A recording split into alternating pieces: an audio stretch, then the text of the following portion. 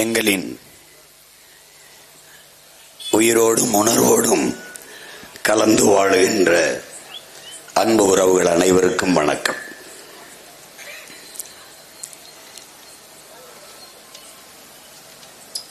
இங்கே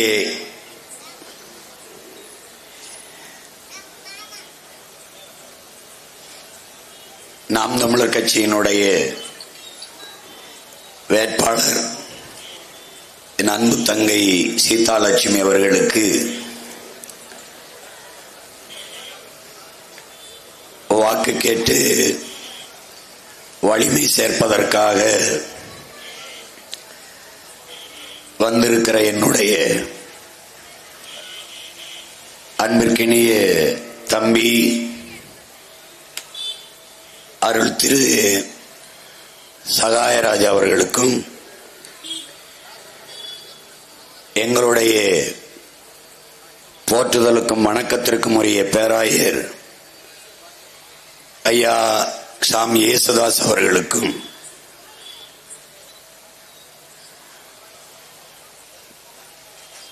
தன்மானமும் இனமானமும் கொண்டு ஏற்றுக்கொண்ட தத்துவத்தில் தடுமாற்றம் இல்லாது தடமாற்றமும் இல்லாது உண்மையும் நேர்மையுமாக பயணித்துக் கொண்டிருக்கிற தன்னுடைய தமிழால் தனித்திறன் பெற்ற தர்க்க அறிவால் எல்லோரையும் திகைக்கவும் திணறவும் வைத்துக் கொண்டிருக்கிற என்னுடைய உயிருக்கினிய அண்ணன் புரட்சி தமிழர் பறையர் பேரவையினுடைய நிறுவன தலைவர்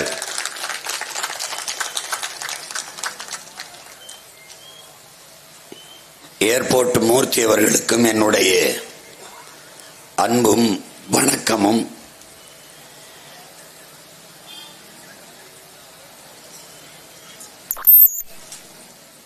அண்ணன் அவர்கள்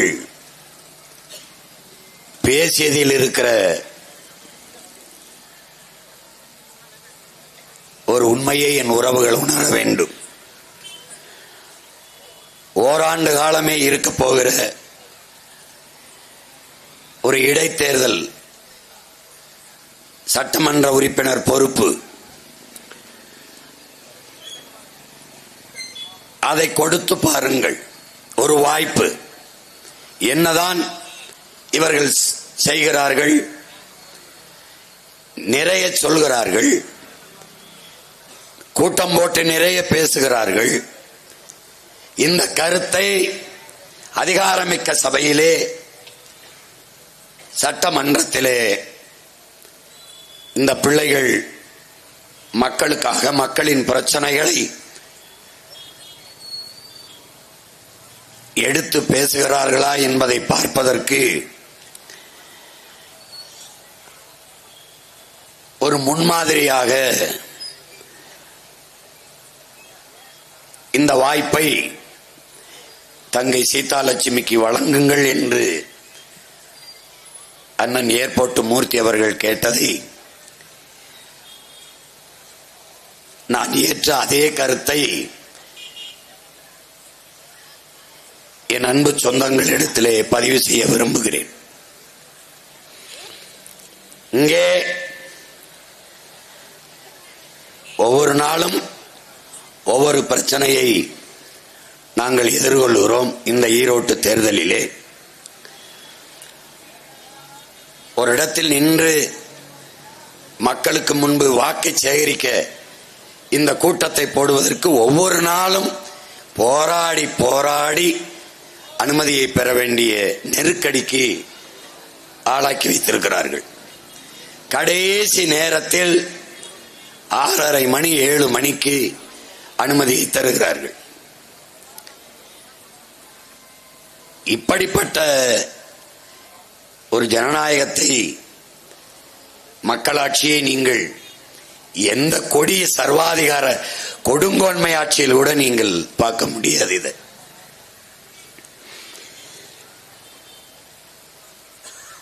இங்கே வாக்கு சேகரிக்கிற போது ஆட்சி அதிகாரத்தில் இருக்கிற ஒரு கட்சி திமுக அதுதான் போட்டியிடுகிறது. அதை எதிர்த்து நாம் தமிழர் கட்சி போட்டியிடுகிறது. மற்றவர்கள் எல்லாம் சுயேட்சையத்தான் போட்டியிடுகிறார்கள். எங்களுக்கு வாக்குத்தாருங்கள் என்றுதான் எல்லா கட்சியும் கேட்கும். எங்களுக்கு போடவில்லை என்றாலும் பரவாயில்லை, சீமான் கட்சிக்கு நாம் தமிழர் கட்சிக்கு மைக்கு சின்னத்திற்கு மட்டும் போட்டு விடாதீர்கள் என்று வாக்கு கேட்பது வரலாற்றிலேயே முதன்முறையாக இப்போதுதான் நடக்கிறது.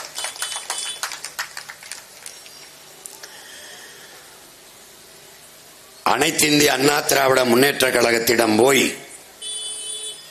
திமுக காரர்கள் சீமானை வளரவிட்டு விட்டால் உங்களுக்கு ஆபத்தாகிவிடும்,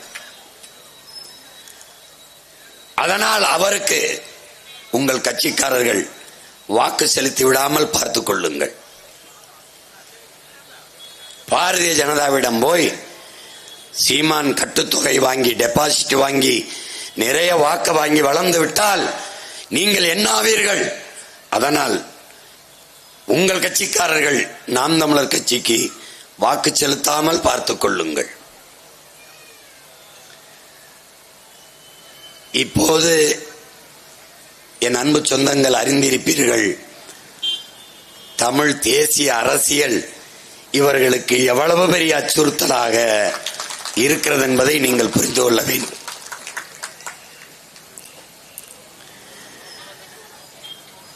இன்னும் சில பேர்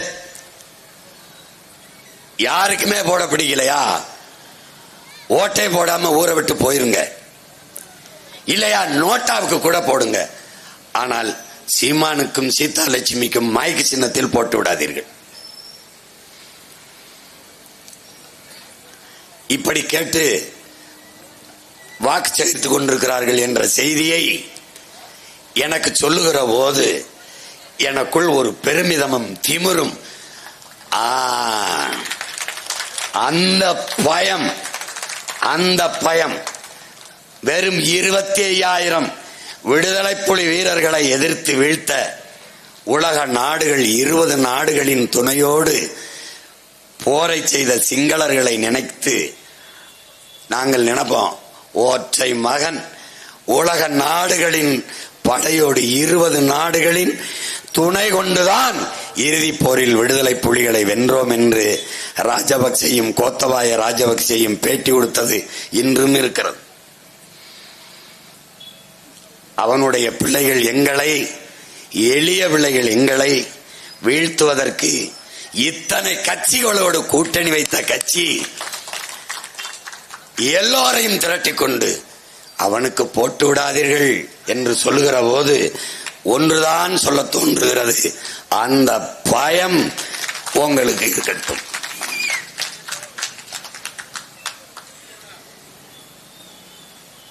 அறிவார்ந்த பெருமக்களே, கற்றுக்கொண்டிருக்கிற என் அன்பு தம்பி தங்கைகளே, நோட்டாவிற்கு வாக்கு செலுத்துவது என்பது எந்த மாறுதலையும் இந்த மண்ணில் தராது. சுவையுள்ள உணவை சமைத்து நன்றாக சமைத்து நாமும் உண்ணாமல் யாருக்கும் பரிமாறாமல் குப்பையில் கொட்டுவது எப்படிப்பட்ட செயலோ, மிகவும் மதிப்புமிக்க நமது வாக்கை அநீதிக்கு எதிராக, அடக்குமுறை ஒடுக்குமுறைக்கு எதிராக, ஊழல் லஞ்சம் என்ற முறைகேடான அதிகாரத்திற்கு எதிராக ஏந்தாமல், அதை பயன்படுத்தாமல், இதையெல்லாம் வீழ்த்தி ஒரு நல்ல அரசியலை உருவாக்கி நல்ல ஆட்சியை மலரச் செய்வதற்கு பயன்படுத்தாமல் அதை குப்பையில் கொட்டினால் எப்படிப்பட்ட செயலோ அப்படிப்பட்ட செயலாகத்தான் இது மாறும். 1,00,000 பேர் ஒன்று திரண்டு இந்த இதில் எந்த கட்சிக்கும் வாக்கு செலுத்த வேண்டாம் என்று முடிவெடுத்து நோட்டாவிற்கு செலுத்தினால் நோட்டா வெற்றி பெற்றது என்று தேர்தல் ஆணையம் அறிவிக்காது. ஒரே ஒரு ஓட்டு ஒரு வேட்பாளர் பெற்றிருந்தால் கூட ஒற்றை ஓட்டில் இவர் வெற்றி பெற்றார் என்றுதான் சொல்லும். இதுதான் இங்கே இருக்கிற அமைப்பு, இங்கே இருக்கிற மக்களாட்சியின் மகத்துவம் இதுதான். அதனால் வலிமை மிக்க மதிப்பு மிக்க உங்க வாக்கை முறையாக பயன்படுத்துங்கள். நம் கட்சி போட்டியிடவில்லையே, நாம் சார்ந்திருக்கிற கட்சி போட்டியிடவில்லையே என்று வாக்கு செலுத்தாது வாக்கை வீணடிக்காதீர்கள். கட்சியையும் விட எந்த லட்சியத்திற்காக நீங்கள் கட்சியில் சேர்ந்தீர்கள் என்று யோசித்து பாருங்கள். உங்களுக்கு ஊழல் பிடிக்கவில்லை, லஞ்சம் பிடிக்கவில்லை, இந்த மத போதை பிடிக்கவில்லை, சாதிய இழிவு தீண்டாமை கொடுமை பிடிக்கவில்லை, பாலியல் வன்கொடுமைகள் பிடிக்கவில்லை, ஏழ்மை வறுமை பசி பட்டினி பிடிக்கவில்லை, குடிக்க நீர் கிடைக்கவில்லை, குடியிருக்க வீடில்லை, நடக்க பாதை இல்லை, எரிக்க மின்சாரம் கிடைக்கவில்லை, இப்படி எண்ணற்ற பிரச்சனைகள் இருக்கிறது. இதையெல்லாம் சரி செய்ய வேண்டும் என்ற நோக்கம் இருந்தால் அதுதான் லட்சியம். அந்த லட்சியத்திற்காக உங்கள் வாக்கை நீங்கள் பயன்படுத்துங்கள். அதுதான் முதன்மையானது, அதுதான் உயர்ந்த நோக்கம்.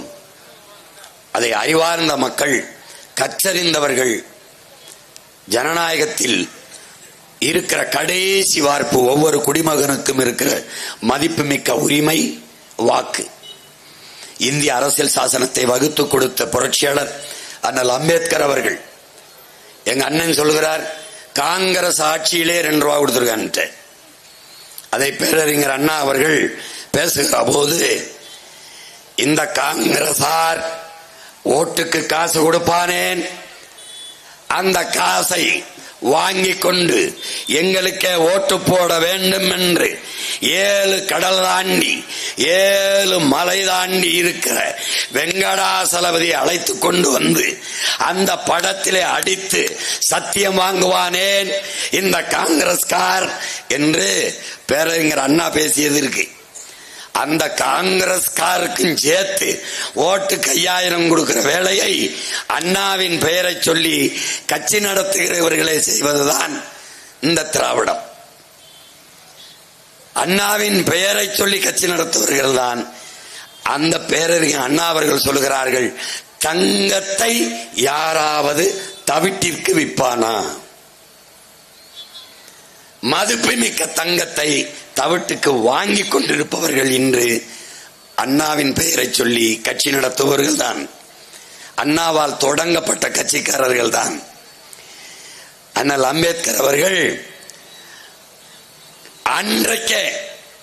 அன்றைக்கே மதிப்புமிக்க நம் உரிமைகளை, அதாவது வாக்கை, சில ரொட்டி துண்டுகளுக்காக விற்பதென்பது அவமானகரமானது என்று பதிவு செய்கிறார்கள். அன்னைக்கே ஓட்டு காசு கொடுக்க ஆரம்பிச்சிருக்கான். நம்முடைய தாத்தா தெய்வ திருமகன் முத்துராமலிங்க தேவர் அவர்கள், ஓட்டுக்கு காசு கொடுப்பவன் பாவி, அந்த காசை வாங்கி கொண்டு ஓட்டு போடுபவன் தேச துரோகி என்று சொல்கிறார்கள். மாண்புமிக்க ஜனநாயகத்தை கேடுகட்ட பணநாயகத்திற்கு அடமானம் வைப்பது என்பது போராடி விடுதலை பெற்று தந்த, போராடி குடியரசாக நிறுவிய நம்முடைய முன்னோர்களின் உழைப்பை, ஈகத்தை நாம் அவமதிப்பதற்கு சமமாகிவிடும். எனவே அறிவார்ந்த பெருமக்கள், என்னிலும் இளைய என் தம்பி தங்கிகள் மிகவும் ஆழ்ந்து தெளிந்து யோசித்து வாக்கை செலுத்த வேண்டிய வரலாற்று கடமை உங்கள் முன்னால் நிற்கிறது என்பதை நீங்கள் உணர்ந்து கொள்ள வேண்டும். இங்கே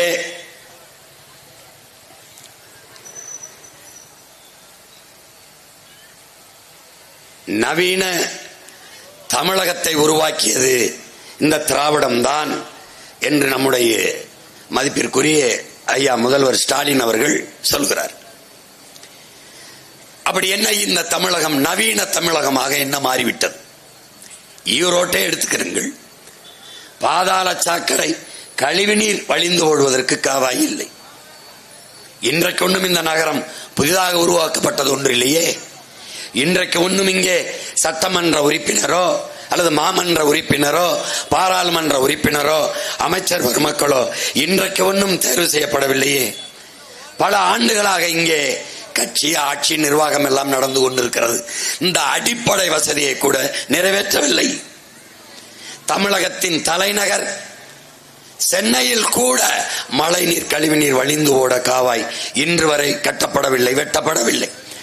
ஆனால் ஒவ்வொரு முறையும் ஆட்சி அமைக்கிற போது மாறி மாறி ஆண்ட இரு கட்சிகளும் மழைநீர், கழிவுநீர் வழிந்து ஓட காவாய் வெட்டுவதற்கு, கட்டுவதற்கென்று பல ஆயிரம் கோடிகளை ஒதுக்குகிறார்கள்.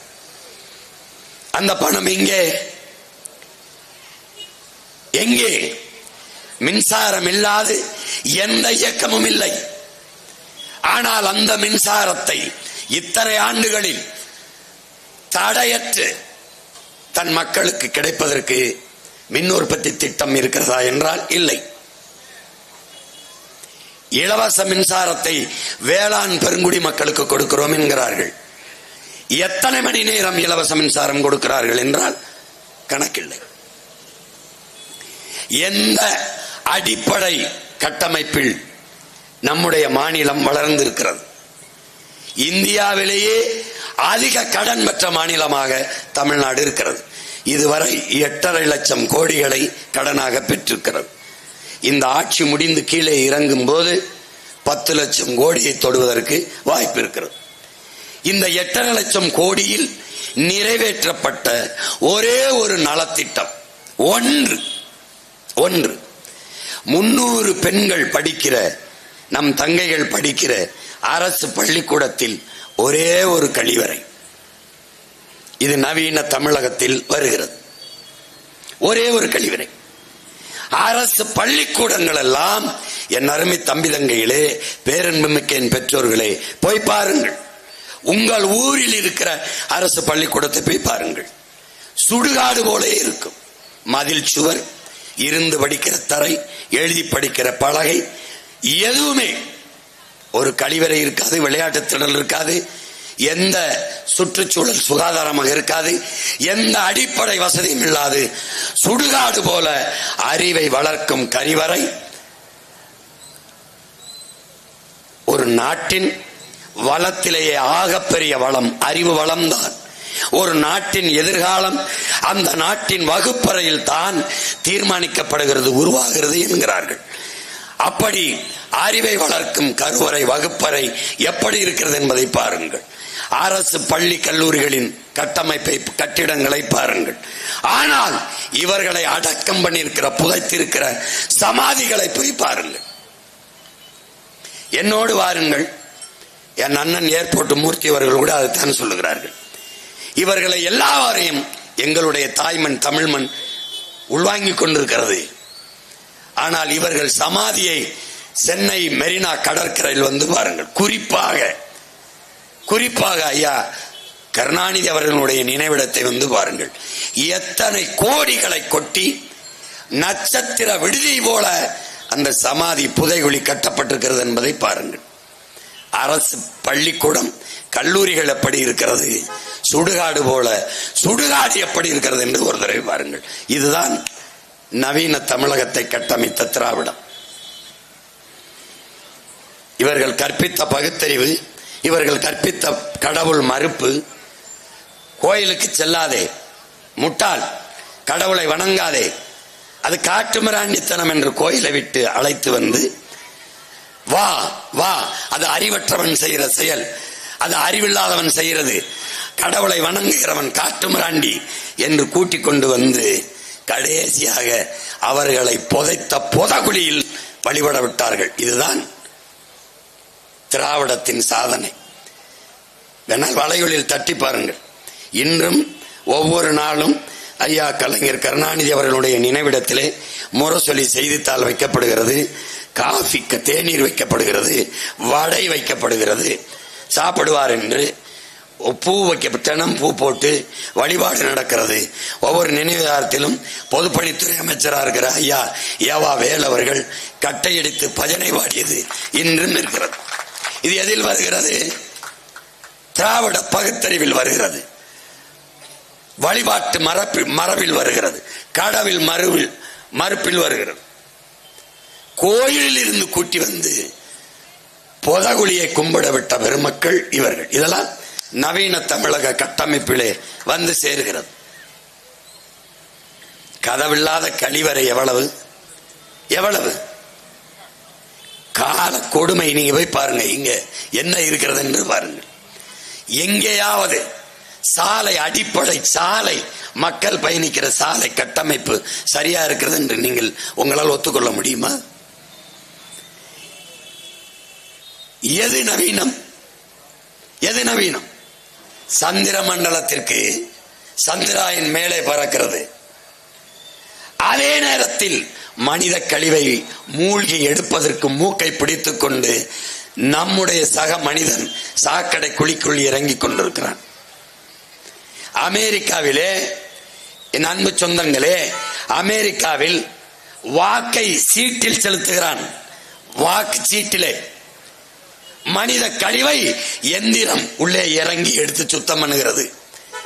இங்கே வாக்கை எந்திரத்திலே செலுத்துகிறான். மனித கழிவை மனிதனே மூழ்கி எடுத்து சுத்தம் பண்ணுகிறான். இதெல்லாம் வளர்ச்சி. கோயில்களிலே மணி அடிக்கிறவன் கைவலிக்கும் என்று நவீன அறிவியல் ஒரு பொத்தானை அழுத்தினால் மணி அதுவே அடிக்கிறது. டங் டங்னு ஒரு சுத்தியல் போய் மணி அடிக்கிறது. அறிவியல் வளர்ச்சி, தொழில்நுட்பம், நவீனம். எத்தனை ஆண்டுகளாக மனித கழிவை மனிதனை மூழ்கி எடுத்து சுத்தம் செய்து கொண்டிருக்கிறான். விஷவாயு தாக்கி இறந்து கொண்டிருக்கிறான். இதற்கு ஏன் மாற்று கண்டுபிடிக்கப்படவில்லை? ஏனால் மணி அடிப்பவன் ஏன் ஆள் இல்லை, மலத்தை அள்ளி சுத்தம் பண்ணுகிறவன் ஏன் ஆள். அதனால் நீ அதை பத்தி கவலைப்படவில்லை. எதில் இருக்கிறது நவீனம்? எங்கே இருக்கிறது?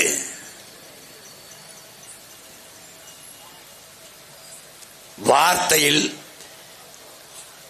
நவீன தமிழகத்தை படைத்தது இந்த திராவிடம். எங்க அண்ணன் சொல்ற 200 ரூபாய் 2 ரூபா கொடுத்துருக்காங்க காங்கிரஸ். அப்போ இப்போ 2000, 3000, 4000, 5000 என்று கொடுத்து வாக்கை பறிப்பதுதான் நவீன தமிழகத்தை படைத்த திராவிடத்தின் சாதனை. 60 ஆண்டுகள் ஆட்சி செய்து இலவசமாக அரிசி போட்டால்தான் அதை வாங்கி சாப்பிட்டு வயிறு வளர்த்து உயிர் பிழைக்க முடியும் என்கிற ஏழ்மை வறுமை நிலையில் என் இன மக்களை வைத்ததுதான் நவீன தமிழக படைப்பு, நவீன தமிழகத்தை உருவாக்கிய திராவிடர்களின் சாதனை. சொல்லிக்கொண்டே போகலாம். மாற்று மாற்று என்று பேசிக் கொண்டிருக்கிறோம். மாற்றம் என்பது சொல்லல்ல, செயல். நாமே மாற்று, நாம் தமிழரை மாற்று என்ற முழக்கத்தை உங்கள் பிள்ளைகள் தொடர்ச்சியாக முன்வைக்கிறோம். என்ன மாற்று? எப்படிப்பட்ட மாற்று? எதிலிருந்து மாற்று? எந்த கட்சி ஆட்சிகளில் இருந்து மாற்று? கல்வி, ஏழைக்கு ஒரு கல்வி, பணக்காரனுக்கு ஒரு கல்வி என்று இருக்கிறது. தனியார் பள்ளிக்கூடங்களுக்கு சென்றால் தரமான கல்வி, தனியார் மருத்துவமனைக்கு சென்றால் தரமான மருத்துவம். இந்த நிலையை மாற்றி ஏழைக்கொன்று பணக்காரனுக்கொன்று இருக்கிற கல்வி நிலையை மாற்றி எல்லோருக்கும் சரியாக சமமாக தரமான கல்வியை கிடைக்கச் செய்வது, இலவசமாக கிடைக்கச் செய்வது மாற்று.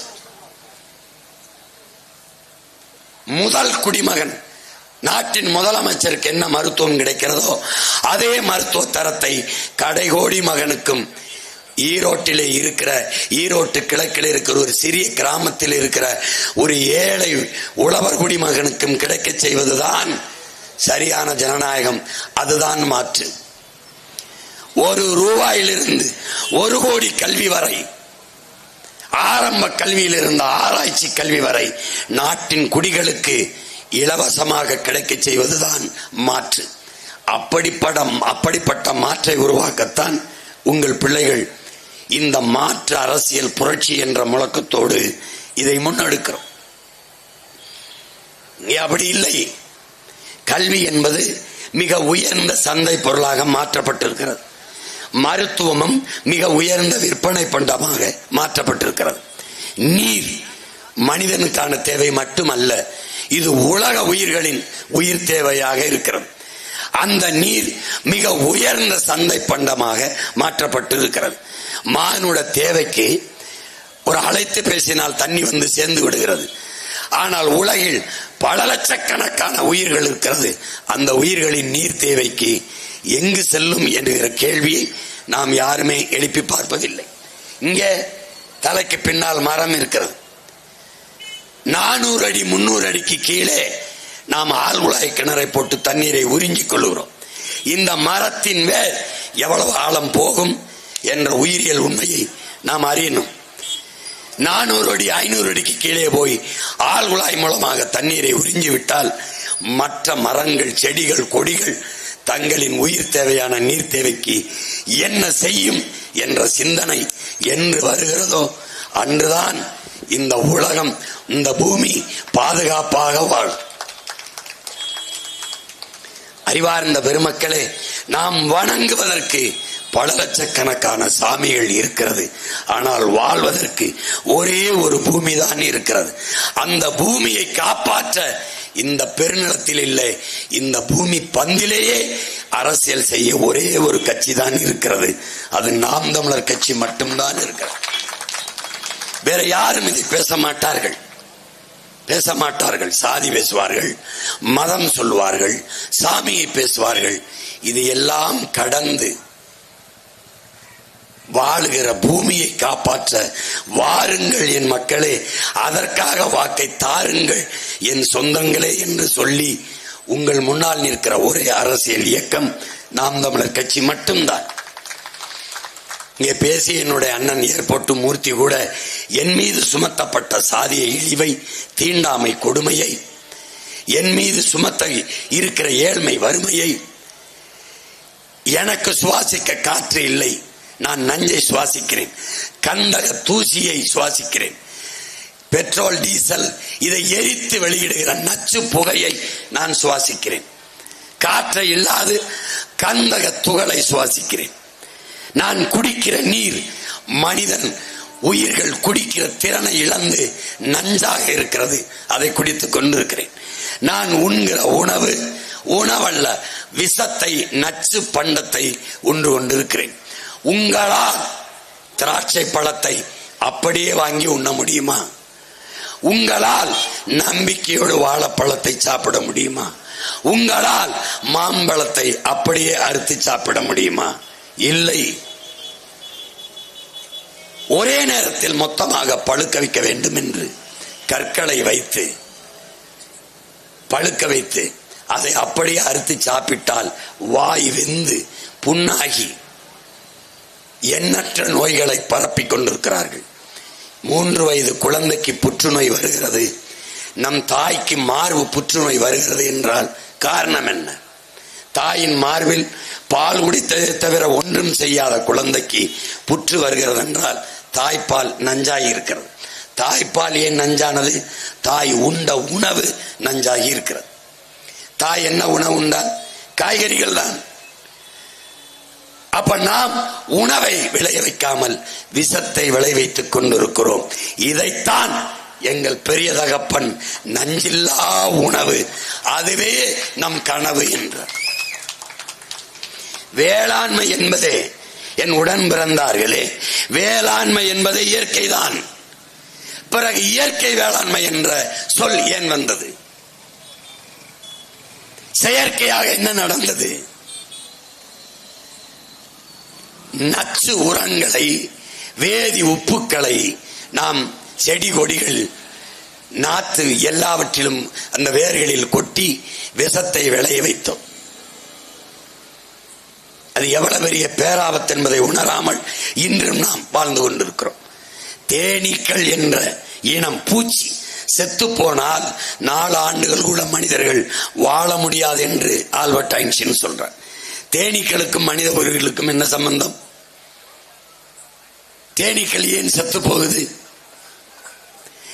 வண்ணத்து பூச்சி, பூச்சி, வண்டு, தேனீக்கள் இவை இல்லை என்றால் எல்லா செடிகளும், எல்லா நாற்றுக்களும், எல்லா மரங்களும் பூக்கும், காய்க்காது. இந்த சீத்தாப்பழம், இந்த கொய்யாப்பழம், இந்த தக்காளி, இந்த சொரக்காய், இந்த பூசணிக்காய், இந்த கத்தரி, எல்லா பூவிலும் தேனீக்கள், பூச்சிகள், வண்டுகள், வண்ணத்து பூச்சிகள் தன் உணவு தேவைக்காக தேனை உண்ண போகும். அந்த தேனை உண்டு விட்டு அடுத்த செடிக்கு போகும், அடுத்த பூவில் போய் உட்காரும். இந்த பூவில் ஒட்டிய மகரந்த துகள்களை அந்த பூவுக்கு கடத்தும், அந்த பூவில் ஒட்டிய மகரந்த துகள்களை அடுத்த பூவுக்கு கடத்தும். இப்படி இந்த மகரந்தை கடத்தி விடுவதால் அந்த பூக்கள் சூழ் கொண்டு கரு கொண்டு காய்க்கும். இதுதான் இயற்கையின் விதி. இந்த பூச்சி செத்து போனால் பூக்கும், காய்க்காது. காய்க்கவில்லை என்றால் விளைச்சல் குறையும், உணவு தேவை குறையும், வறுமை பெருகும், பட்டினி பசியால் மக்கள் சாவார்கள். இப்போது இந்த வண்ணத்து பூச்சி, தேனீக்கள் எல்லாம் செத்து போனது. பெரிய பெரிய பண்ணைகளிலே வேலைக்கு ஆள்களை வைத்து இந்த பூவையும் இந்த பூவையும் உரசி உரசி மனிதன் மகரந்தத்தை கடத்தி கொண்டிருக்கிறான்.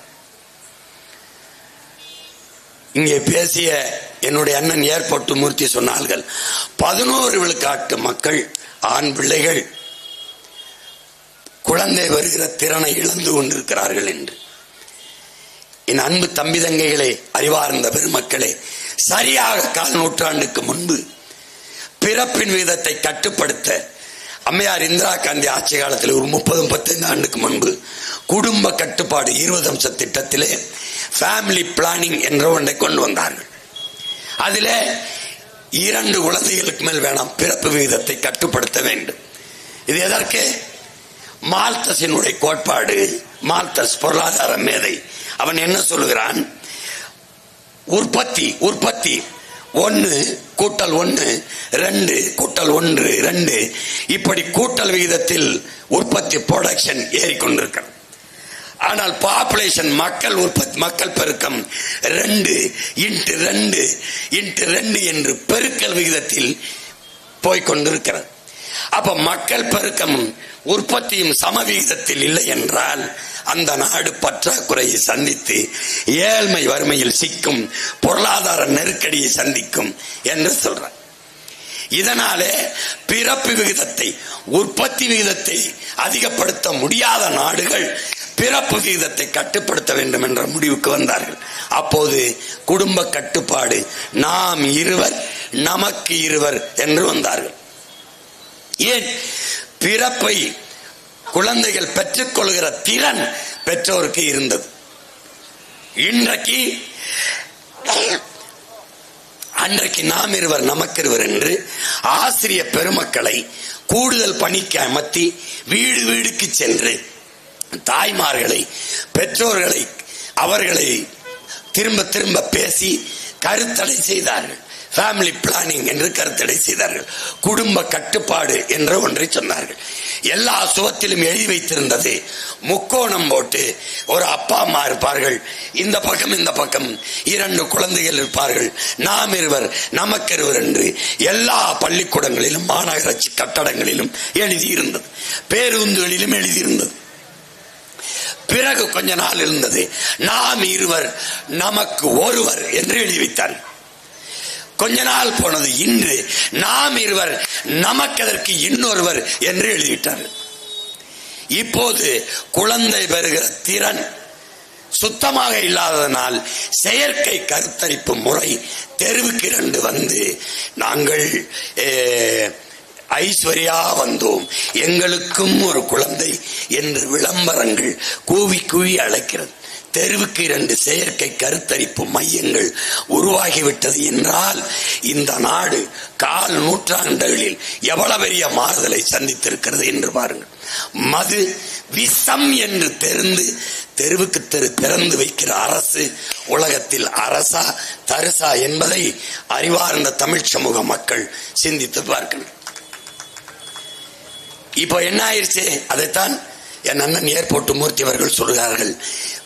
குழந்தை பெற்றுக் கொள்கிற திறனை இழந்து நிற்கிறார்கள். காரணம், குடிக்கிற நீர், சுவாசிக்கிற காற்று, உண்கிற உணவு எல்லாம் நஞ்சாகி போனது. நீங்கள் குடிக்கிற தண்ணீர் எந்த மருத்துவரிடத்தில் அதை கேளுங்கள், எந்த ஆய்வுக்கூடத்திற்கு அதை அனுப்புங்கள். அது குடிக்கிற தகுதியோடு இருக்கிறதா? அந்த தண்ணீரை குடிப்பீர்கள், தாகம் நிற்கும். ஆனால் தண்ணீரால் மனித உடலுக்கு கிடைக்கக்கூடிய ஆற்றல், திறன் கிடைக்குமா? 30 வயசிலே முட்டிக்கால் வலிக்குது. காரணம், நீரால் கிடைக்கக்கூடிய ஆற்றல் இல்லை. தாகம் நிற்கும், தண்ணீரால் உங்களுக்கு கிடைக்கக்கூடிய ஆற்றல். தண்ணீரில் கண்ணுக்கு தெரியாத பல லட்சக்கணக்கான நுண்ணுயிரிகள். எல்லாவற்றிலும் நீங்கள் செடிக்கு தண்ணீர் ஊற்றுகிறீர்கள், மரத்திற்கு தண்ணீர் ஊற்றுகிறீர்கள். அந்த தண்ணீரை உங்கள் செடி, உங்கள் மரம் உணவாக எடுத்துக்கொள்ள முடியாது. பிறகு எப்படி? உங்களுக்கு தெரியாது பல கோடிக்கணக்கான நுண்ணுயிர்கள், பாக்டீரியா, பூஞ்சை, காளான் அந்த மரத்துக்கு கீழே மண்ணிலே இருக்கிறது. அது தனக்கான உணவுக்கு தண்ணீரை உறிஞ்சி உட்கொண்டு மரம் செடிகளுக்கான உணவாக மாற்றி அனுப்புகிறது. அறிவார்ந்த தமிழ் தம்பி தங்கைகளே, மண் என்றால் மண் அல்ல, பல கோடிக்கணக்கான உயிர்களின் திரட்டு என்பதை நீங்கள் புரிந்து கொள்ள வேண்டும். அது வெறும் மண் அல்ல. ஒற்றை வைக்கோல் புரட்சி என்று நாம் படிக்கிற மாசானுவ புக்காக்கோ அவர்கள் அப்பா இப்படிதான் ரசாயன உரங்களை கொட்டி கொட்டி மண்ணு மலடாகி போனது, வெந்து போனது. உப்பை தின்னவன் தண்ணி குடிப்பான் போல ரசாயன உப்பை கொட்டி கொட்டி வெந்து போனது. எது போட்டாலும் முளைக்கல, என்ன செய்யறதுன்னு தெரியல. 6 மாசம் 7 மாசம் வேளாண்மை செய்து விட்டு உழுது மண்ணை வளப்படுத்தி மண்ணை ஆய்வுக்கு அனுப்பும் போது பல லட்சக்கணக்கான நுண்ணுயிர்கள் வந்தது. அப்போதுதான் மண் மறுபடியும் உயிர் பெற்றது விட்டது என்று நம்பி வேளாண்மையை தொடங்கினான். என் அன்பு சொந்தங்களே, ஒற்றை வைக்கோல் புரட்சி போல ஒற்றை வாக்கு புரட்சியை ஈரோடு கிழக்கில் வாழ்கிற என் மக்கள் நீங்கள் செய்ய வேண்டும். வேற வழியே கிடையாது. இப்போது நமக்கு இருக்கிற வாய்ப்பு என்ன? அறிவியல், எவ்வளவு பெரிய அறிவியல் வளர்ந்திருக்கிறது. விண்வெளிக்கு போறோம், சந்திர மண்டலத்துக்கு சந்திராயன் விடுகிறோம். தோசை மாவை உங்கள் அறிவியல் புளிக்க வைக்குமா? பாலை தயிராக்குமா? முடியாது. மனித அறிவு நுண்ணுயிர்களோட மோதி செத்து போனது என்றார் எங்கப்பா. கண்ணுக்கு தெரியாத நுண்ணுயிரிகள் தான் தோசை மாவை புளிக்க வைக்கும். கண்ணுக்கு தெரியாத அந்த பாக்டீரியா, பூஞ்சை, காளான்கள் தான் தயிரை, பாலை தயிராக்கும். நீ பெரிய கொம்பாதி கொம்பன் தானே, கண்டமிட்டு கண்ட ஏவுகணை, வெடிகணை, அழுகுண்ட போட்டு எல்லாரையும் ஒரே நொடியில கொன்றுவிய. கண்ணுக்கு தெரியாத ஒரு நுண்ணுயிரி கொரோனா எல்லா பயிலும் தேவாலயத்தை மூடுனா, பள்ளிவாசல மூடுனா, கோயில மூடுனா, எவன் எங்க போய் படுத்தான்னு தெரியல. ஒருத்தனை பார்க்கல, தொடல. ஒரு கண்ணுக்கு தெரியாத நுண்ணுயிரி என்ன பாடுபட்டது உலகம் பாரு. எங்கே போனது உன் அறிவு? ஒண்ணும் பண்ண முடியல. ஆனாலும் நீ நம்பினாய். எத்தனை காலமாக புற்றுநோய் இருக்கிறது, அதற்கு இன்னும் மருந்து இல்லை. சளி இருமலுக்கு மருந்து இருக்கா? இந்த எங்க ஐயா டாக்டர் இருக்கா, எங்க அப்பா இருக்க. அப்பா சளி இருமலுக்கு மருந்து இருக்கா? எனக்கு இருமல், சளி, என்னை சுத்தி வெறும் மருத்துவர்கள் தான். என் தம்பிகிட்ட கேட்டேன், இதை சாப்பிடுங்க, குடிங்க, ஒரு வாரத்தில் சரியாயிரும். என்னடா சொல்ற? இதை சாப்பிடலன்னா ஒரு வாரத்தில் சரியாயிரும். என்னடா சொல்ற? சாப்பிட்டாலும் ஒரு வாரத்தில் சரியாகும், சாப்பிடலினாலும் ஒரு வாரம் சரியாகும். சளி இருமல் வந்தா ஒரு வாரம் இருந்துட்டு தான் போகும் அப்படின்னு. என்னடா சொல்ற? அண்ணே, அதுக்கெல்லாம் மருந்து இல்லைன்னே, ஏதோ கொடுக்குறோம், அது ஒரு வாரம் இருந்துட்டு தானே போகும், போங்கண்ணே அப்படின்னு. சளி இருமலுக்கே மருந்து இல்லை. இவ்வளவு காலமாக இருக்கிற புற்றுநோய்க்கு மருந்து கண்டுபிடிக்கப்படல. எய்ட்ஸ்னு ஒரு நோய் வரவே எவ்வளவு நாளாகுது, மருந்து இல்லை. இதுக்கெல்லாம் மருந்து இல்லைன்னு தெரிஞ்ச உனக்கு ஒரே நாள்ல கொரோனாவுக்கு வேக்சின் போடு, இந்த அதை போடு, இதை போடு. ஏன்னா ஒரு நாள்ல வந்த கொரோனாவுக்கு உடனே மருந்து கண்டுபிடிச்சிட்டு ஊசி போடணும்னு நீ எப்படி போட்ட? பல லட்சம் கோடிக்கு கொரோனாவுக்கு ஊசியை வித்துட்டு போயிட்டான் முதலாளி. இப்போ திடீர்னு ஹார்ட் அட்டாக் வந்து சாகுறானே, அந்த கொரோனா ஊசி போட்டதான் காரணம்ன்றான்.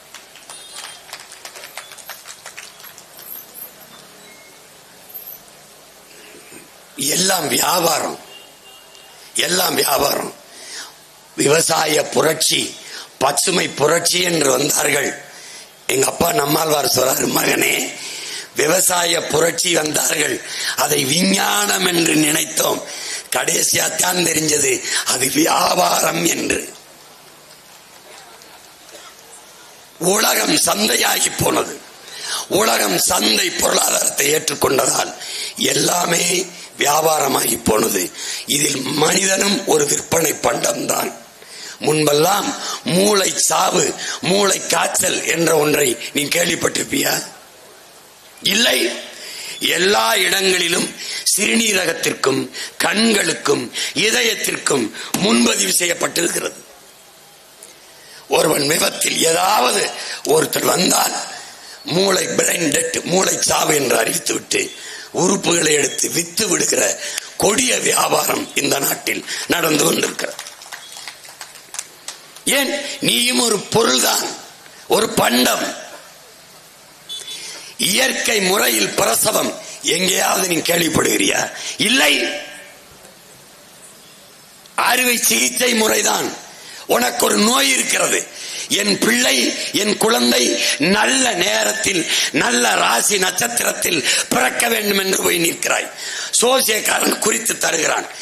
வயிற்று வலி வந்து பிரசவ நேரம் வந்தாலும் நீ மருத்துவரிடத்தில் சொல்லி கொஞ்சம் தாமதித்து சரியான நேரத்தில் அறுத்து எடுக்கிறாய். இது ஒரு நோய். வயிற்றில் கத்தியை வச்சு கீறி எடுத்தால்தான் 10,000 முடிகிற கட்டணம் லட்சம் ரூபாய்க்கு போகும்.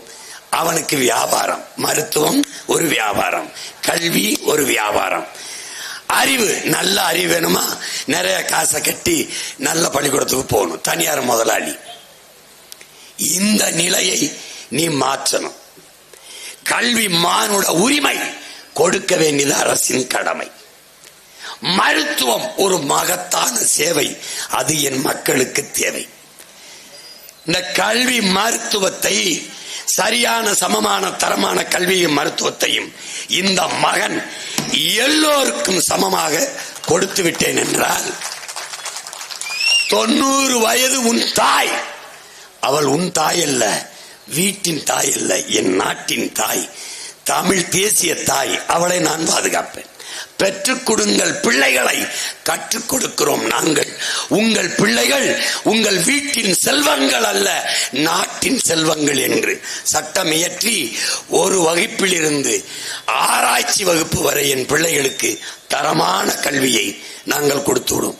அங்க சாதி, பணக்காரன், ஏழை எதுவும் கிடையாது. அப்படி வருகிற போது உனக்கு பணத்தின் தேவை குறைஞ்சிடும்.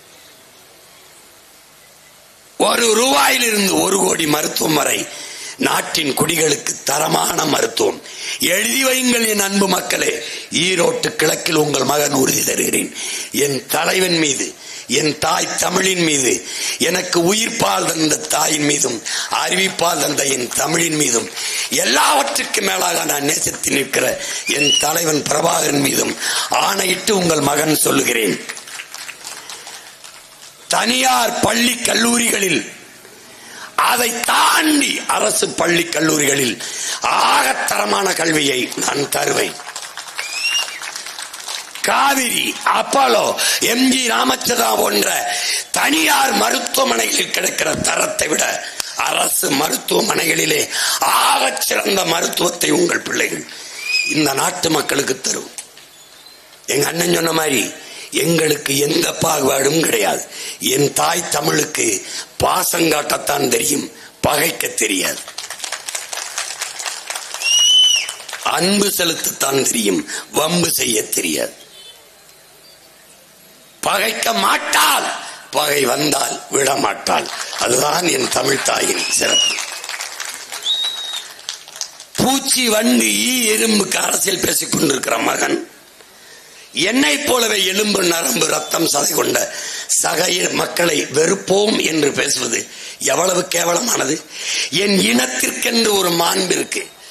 உலகத்தில் எல்லோரும் மானுடம் பேசினான், நாங்கள் உயிர்மை நேயம் பேசினோம். நாங்கள் மனிதநேயவாதிகள் அல்ல, உயிர்மை நேயர்கள். அவனவன் நிலத்தை நேசித்தான், நாங்கள் உலகம் தழுவி நேசித்தோம். சீனன் எழுந்தான், என் மொழி தெரியாதவன் ஊமை என்றான். ஆங்கிலேயன் எழுந்தான், என் மொழி தெரியாதவன் நாகரிகமற்றவன் என்றான். அரேபியன் எழுந்தான், என் மொழி தெரியாதவன் பிசாசு என்றான். அன்னை தமிழ் நிலத்தில் என் மண்ணில் பிறந்த மணவாளம்பட்டியில் பிறந்த கணியன் பூங்குன்றன் எழுந்தான், யாதும் ஊரே யாவரும் கேளீர் என்றான். என் மூதாதை வந்தான், பகுத்துண்டு பல் உறவுகள் என்று பாடாமல் பல் உயிர்கள் என்று பாடினான். பிறப்பு ஒக்கும் எல்லா மனிதருக்கும் என்று சொல்லாமல் பிறப்பு ஒக்கும் எல்லா உயிருக்கும் என்று பாடினான். அறிவார்ந்த பெருமக்களே, ஒருவன் கேட்டு ஒரு பொருளை கொடுப்பது கொடைதான், ஆனால் அது சிறந்த கொடை அல்ல. ஒருவன் கேட்காமலே கொடுப்பது, முகம் வாடி இருக்கிறதே, பசியோடு இருப்பான் போலவே 200 ரூபாய் கொடுத்து சாப்பிட்டு விட்டு வா என்று சொல்வது கொடைதான். ஆனால் கேட்கும் போது ஒருவன் மானத்தை இழந்து விடுகிறான், அது சிறந்த கொடை அல்ல. கேட்காமல் கொடுப்பது கொடைதான், ஆனால் அதுவும் சிறந்த கொடை அல்ல. எது சிறந்த கொடை? கேட்கும் திறனற்ற உயிர்களுக்கு கொடுக்கிற கொடைதான் ஆக சிறந்த கொடை என்று தமிழிலே புறப்பொருள் வெண்பாமாலை பாடுகிறது. அந்த வகையிலே கேட்காத முல்லை கொடிக்கு தேரை விட்டு விட்டு போன என் பாட்டன் பாரியும் கேட்காத மயிலுக்கு போர்வையை போத்திவிட்ட பேகனும் தான் ஆக சிறந்த கொடை வள்ளல்கள் என்று என்னுடைய இலக்கியம் பாடுகிறது. அந்த மரபில் வந்த நான் மற்ற சமூகத்தை, இனத்தை வெறுப்போம் என்று பேசுவது என் இனத்தின் மாண்பை, தமிழ் தேசிய மக்களின் பேரன்பை, பெருந்தன்மையை இழிவு செய்கிறது என்பது தமிழ் தேசிய பிள்ளைகளின் கருத்து. முதல்ல அதை கைவிடுங்கள். தடையற்ற மின்சாரம் எல்லோருக்கும் தான், சரியான கல்வி எல்லோருக்கும் தான், சரியான மருத்துவம் எல்லோருக்கும் தான். என்னரும் சொந்தங்களே, இமயவரை பறைவார்ந்த இனக்கூட்டம் காலடியில் குறுகி நிற்கிறது. எல்லோருக்கும் தனித்தனி மாநிலங்கள், அவரவர் நிலத்தை அவரவர் வாழ்கிறீர்கள், ஆள்கிறீர்கள். என் நிலத்தில் ஒரே ஒரு நிலம்தான். உலகின் மூத்த மொழி தமிழ் செத்து போனது, உயிர்ப்பிக்க துடிக்கும் பிள்ளைகள். என் நிலத்தின் வளம் களவு போய் கொண்டிருக்கிறது. எங்கள் பாட்டன் பாரதி, நாளெல்லாம் பொழுதெல்லாம் எங்கள் செல்வம் கொள்ளை கொண்டு போகவோ, நாங்கள் இங்கு சாகவோ, அழுது கொண்டு இருப்போமோ, ஆண் பிள்ளைகள் அல்லமோ, உயிர் வெல்லமோ என்கிறான். தண்ணீர் விட்டா வளர்த்தோம் சர்வேசா, கண்ணீரால் காத்தோம் இப்பயிரை, கருகத்திலவோ திருவிழமோங்கிறான். இந்த நிலத்தை, வளத்தை பாதுகாத்து எங்களுக்கும் பின்பு வருகிற எங்கள் தலைமுறைக்கு என் மலையை அப்படி என் பாட்டன் வங்கி நிறைய பணம் போடவில்லை, மாளிகை கட்டி தரவில்லை, விலை உயர்ந்த காரை வாங்கி வாசலிலே நிறுத்தவில்லை. ஆறை ஆறாக வைத்தான், அருவியை அருவியாக வைத்தான், மலையை மலையாக வைத்தான், ஏரியை ஏரியாக வைத்தான், காட்டை காடாக வைத்து விட்டு போனான். இன்று அது இருக்கிறதா என்பதை அறிவார்ந்த மக்கள் சிந்தித்து பாருங்கள். எங்களுக்கும் பின்னே வருகிற எங்கள் பிள்ளைகளுக்கு சுவாசிக்க காற்று, குடிக்க தண்ணீர், பசிக்கு நஞ்சில்லா உணவு, படிக்க கல்வி, படித்தால் பார்க்க வேலை, வேலைக்கு ஏற்ற சம்பளம், அதை கொண்டு வாழ்கிற பெருமை மிக்க வாழ்வு, 5க்கும் 10க்கும் அரிசிக்கும் பருப்புக்கும் வேட்டிக்கும் சேலைக்கும் கையேந்தி நிற்கிற மானத்தை இழந்த ஈன பிளப்பில்லாது தன்மானத்தோடு என் இன மக்கள் வாழ்வதற்கான ஒரு வாய்ப்பை ஏற்படுத்தி தர வேண்டும் என்று துடிக்கிற பிள்ளைகள். அதற்காக எங்களுக்கு வாக்கு தாருங்கள். நாங்கள் இந்தி ஒழிக அல்ல, என் தம்பி துறை கூட காட்டினார், இந்தி ஒழிக அல்ல, தமிழ் வாழ்க. பெரியார் ஒழிக அல்ல எங்கள் முழக்கம், பிரபாகரன் வாழ்க. திராவிடம் ஒழிக அல்ல, தமிழ் தேசியம் வளர்க வெல்க. இதுதான் எங்கள் முழக்கம். நாங்கள் தமிழர்கள் என்று சொல்லும் போது நீங்கள் ஏன் வெறுக்கிறீர்கள், எதிர்க்கிறீர்கள்? இதுதான் எங்கள் கேள்வி. எல்லா எங்கள் பெருமையையும், எல்லா எங்கள் இன அடையாளங்களையும், என் வழிபாட்டை, என்னுடைய வரலாற்றை எல்லாவற்றையும் மறைத்து எல்லாம் நான் தந்தது நான் செய்தது என்கிற போதுதான் தமிழ் தேசிய இனப்பிள்ளைகள் கிளர்ந்து எழுச்சியுற வேண்டிய தேவை இருக்கிறது. அதனால் உலகெங்கும் பரவி வாழ்கிற 13 கோடி மக்கள் நாங்கள். கர்நாடகாவில் வாழ்கிறோம் 1.25 கோடி. எங்களுக்கென்று என்ன அரசியல் இருக்கிறது? இல்லை.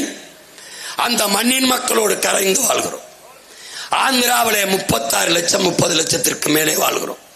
எங்களுக்கென்று என்ன அரசியல் இருக்கிறது? அந்த நிலத்தின் அரசியலோடு கரைந்து வாழ்கிறோம். கேரளாவிலே பல லட்சக்கணக்கான மக்கள். எங்களுக்கு என்ன அரசியல் இருக்கிறது? அந்த மண்ணின் மக்களோடு கரைந்து வாழ்கிறோம். மகாராஷ்டிராவில் 36 லட்சம் மக்கள் வாழ்கிறோம். எங்களுக்கு என்ன அரசியல் இருக்கிறது? அந்த மண்ணின் மக்களின் அரசியலோடு கரைந்து இணைந்து வாழ்கிறோம். லண்டனில், பிரிட்டனில், பிரான்சில், ஜெர்மனியில், நார்வேயில், அமெரிக்கா, எல்லா நாடுகளிலும் வாழ்கிறோம். அந்தந்த நாட்டில், மலேசியாவில், சிங்கப்பூரில், மாலத்தீவில், மொரிஷியஸில், எல்லா நாடுகளிலும் அந்தந்த மண்ணின் மக்கள் முன்னெடுக்கிற அரசியலோடு இணைந்து வாழ்கிறோம்.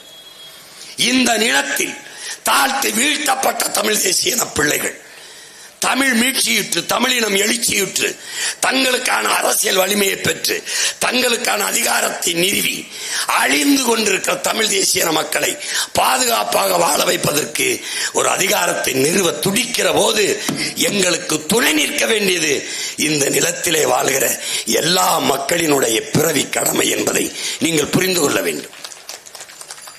இல்லை, எங்கே இருக்கிறது வெறுப்பு?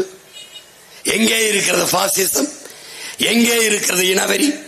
நாங்கள் தமிழர்கள் என்பதை இனவெறி என்றால் நீங்கள் ஏதோ ஒரு இனத்தின் வெறியர். நாங்கள் செய்வது வெறுப்பு அரசியல் அல்ல, தமிழ் தேசிய இனத்தின் இறையாண்மையை, உரிமை அரசியல் என்பதை நீங்கள் புரிந்து கொள்ள வேண்டும். இதை புரியாமல் திரும்ப திரும்ப நீங்கள் பேசிக் கொண்டிருப்பதுதான் தேவையற்றது. இது அறிவார்ந்த பெருமக்கள், அருந்திய மக்களின் இடஒதுக்கீட்டை சீமான் எதிர்க்கிறார். இல்லை, இல்லை, இடஒதுக்கீடு கொடுத்ததில் சிக்கல் இல்லை, என்னிடத்தில் இருந்து எடுத்துக் கொடுத்ததான் சிக்கல். பொருளாதார அடிப்படையில் பின்தங்கியவர்களுக்கு 10 விழுக்காடு எடுத்துக் கொடுத்த பெருமக்கள் எங்கிருந்து கொடுத்தீர்கள்? அதை போல அருந்திய மக்களுக்கு 3 விழுக்காடு இல்ல 6 விழுக்காடு கூட கொடுங்கள், பொதுவில் இருந்து எடுத்துக் கொடுங்கள். போற்றுகிறோம், கொண்டாடுகிறோம். ஆனால் என்னிலிருந்து எடுத்துக் கொடுக்கிற போது, எனக்கே போதாத போது அந்த 3 விழுக்காடை கொடுத்தீர்கள், கொடுத்து விட்டீர்கள். நான் இழந்த 3ஐ இவ்வளவு காலம் அதிகாரத்தில் இருந்த நீங்கள் திருப்பி எடுத்துக்கொண்டு வந்து அந்த 3ஐ எங்களுக்கு கொடுத்து விடுங்கள். இதான் எங்கள் போராட்டம். நீங்கள் செய்ய மாட்டீர்கள். ஆனால் நாங்கள் வந்து பழங்குடி மக்கள், ஆதி பறையர்குடி மக்கள், தேவேந்திர மக்கள் இழந்திருக்கிற இந்த 3 விழுக்காட்டை திருப்பி எடுத்து வந்து சேர்ப்போம். இதுதான், அதற்காகத்தான் நாங்கள் இந்த போராட்டத்தை தொடர்ந்து செய்து வருகிறோம்.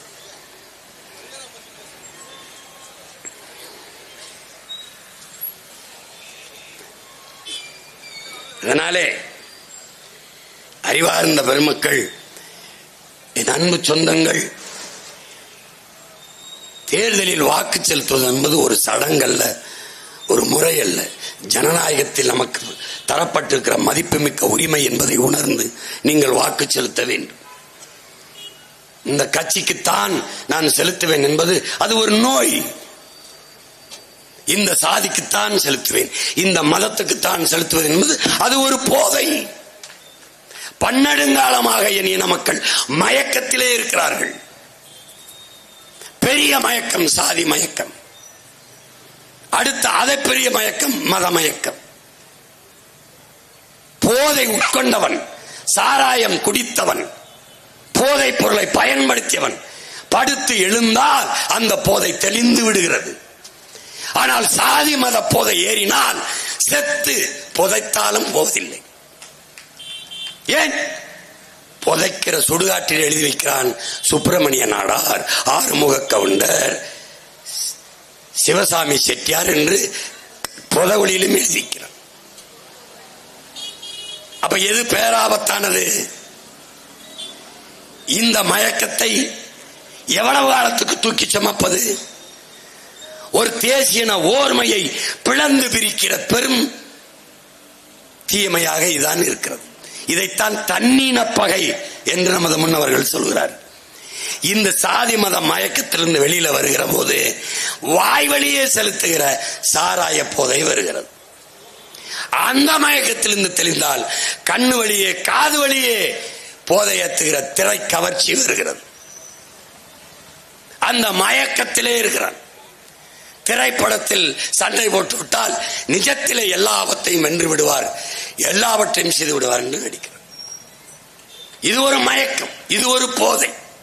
இந்த எல்லா போதைகளிலிருந்தும் தெளிவுபடுத்தி வெளியிலே கொண்டு வந்து நிறுத்தினால், அடர்த்தியாக மழை கொட்டினால் எப்படி முன்னாடி இருக்கிறது கண்ணுக்கு தெரியாதோ அப்படி பண மழையால் கொட்டி என் மக்களின் கண்களை மறைத்து விடுகிறார்கள். இப்ப பேசும்போது கேட்கும் போது சரிதான் சீமான் சொல்றது, அவனுக்கு தான் ஒரு ஓட்டை போட்டு பார்ப்போமே என்று வீட்டுக்கு போனால் வீட்டு வாசல்ல நின்று 5 ஓட்டா ஓட்டுக்கு 3000 என்று எண்ணி நீட்டும் போது எல்லாம் போயிருது. இதுதான் இருக்க பிரச்சனை. இந்த இடத்தில் தான் எங்களை என்ன விலை கொடுத்தும் வாங்க முடியாது என்று தன்மானமிக்க என் மக்கள் இந்த இடத்திலே நிரூபித்து காட்டக்கூடிய ஒரு வரலாற்று வாய்ப்பு, காலம் கையெழுத்திருக்கிற ஒரு கடமை. நீங்கள் எதை நினைத்து பார்க்க வேண்டும்?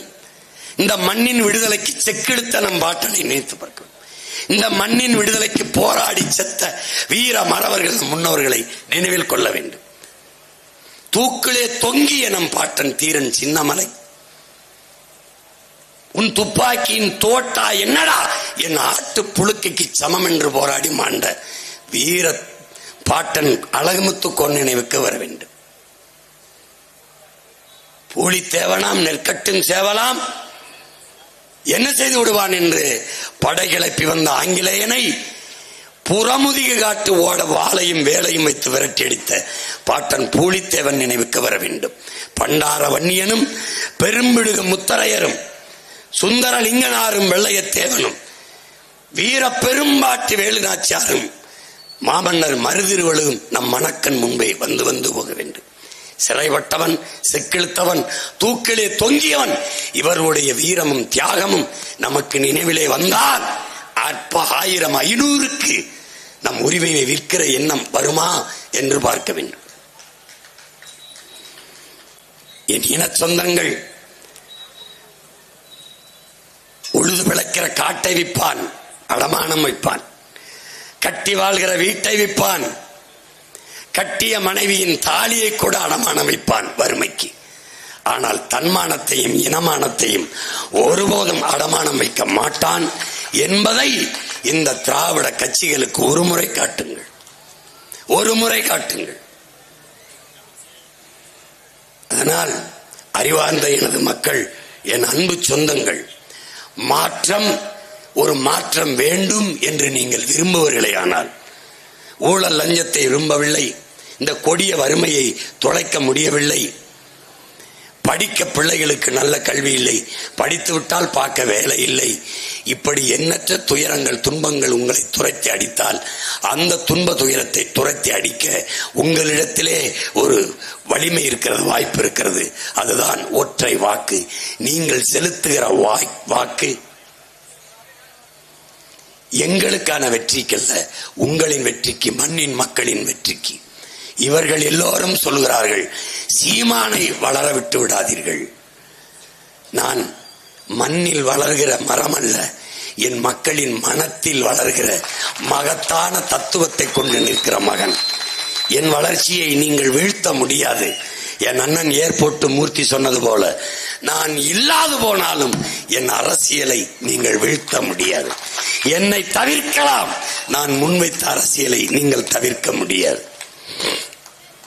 முடியாது. ஏனால் தலை சிறந்த தத்துவத்தை ஏற்றி நிற்கிற தமிழ் பிள்ளைகள் நாங்கள். எனவே அறிவார்ந்த எனது தமிழ் சொந்தங்கள், ஈரோட்டு கிழக்கிலே வாழ்கிற என் உயிருக்கினிய உறவுகள், உங்கள் மதிப்புமிக்க வாக்கை என்னுடைய தங்கை சீதா லட்சுமிக்கு மைக்கு சின்னத்திலே, ஒளிவாங்கி சின்னத்திலே செலுத்தி வெற்றி பெற செய்யுங்கள்.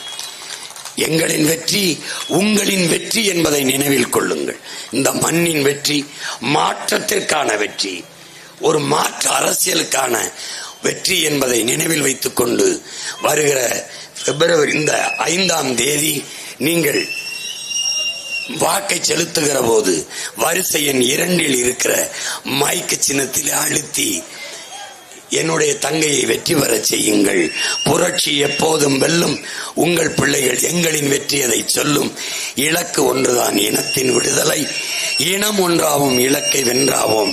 தமிழ் தாய் வாழ்க, தலைவர் பிரபாகரன் வாழ்க, நாம் தமிழர்.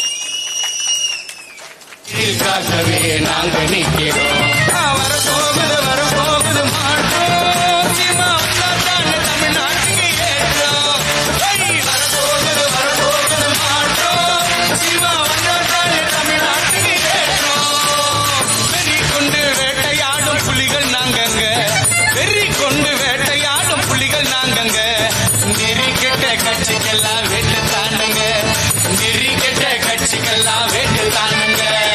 நாட்டு மக்கள் நலமெல்லாம் எங்க கொள்கங்க, நாட்டு மக்கள் நலமெல்லாம் எங்க கொள்கங்க. நாம் தமிழரால வரோம், நீங்க நகருங்க. நாம் தமிழரால வரோம், நீங்க நகருங்க. வரப்போகுது வரப்போகுது மாற்றம், சீமா வந்தாதான் தமிழ்நாட்டுக்கு ஏற்றம். ஐயா வரப்போகுது வரப்போகுது மாற்றம், சீமா வந்தாதான் தமிழ்நாட்டுக்கு ஏற்றம். வரப்போகுது வரப்போகுது மாற்றம், சீமா வந்தாதான் தமிழ்நாட்டுக்கு ஏற்றம். ஐயா வரப்போகுது வரப்போகுது மாற்றம், சீமா வந்தாதான் தமிழ்நாட்டுக்கு ஏற்றம்.